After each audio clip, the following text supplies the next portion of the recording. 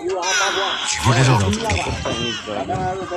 আপনার জন্ম হয়েছিল বস্ত্রহীনতার মধ্যে দিয়ে এবং আপনার মৃত্যু হবে বস্ত্রহীনতার মধ্যে দিয়ে।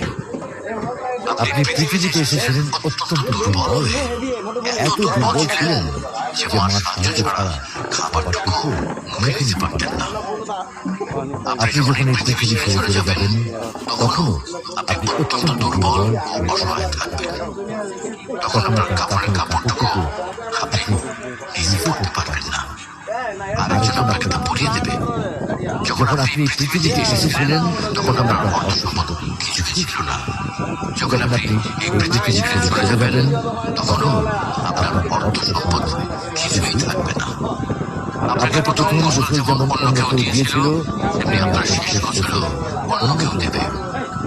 আপনি যেমন পৃথিবীতে একা এসেছিলেন, ঠিক তেমনি ভাবে আপনাকে পৃথিবী থেকে একাই চলে যেতে হবে।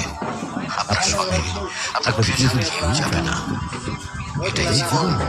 হ্যাঁ, এটাই তো জীবন। তাহলে কেন এত মারামারি, এত সংঘাত, এত হানাহানি? কেন এত বিদ্বেষ, কেন এত হিংসা, কেন এত বেইমানি? তাই সকলের প্রতি দয়া করুন, সকলকে আপন করে নিন। এই ক্ষণিকের যাত্রায় জীবন খুবই